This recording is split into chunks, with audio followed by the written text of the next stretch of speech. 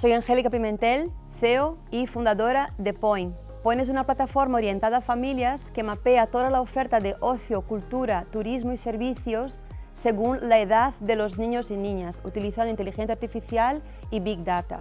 Hoy somos una comunidad de más de 30.000 familias y tenemos más de 6.000 hogares mapeados en 4 países distintos. Mataró, además de ser una ciudad muy familiar y con excelente oferta cultural infantil, también nos brinda la oportunidad de unir innovación y impacto social en beneficio de la infancia.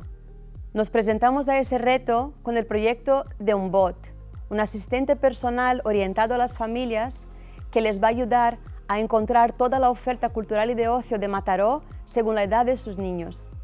Además, este reto nos permite también integrar con el sistema de transporte ferroviario.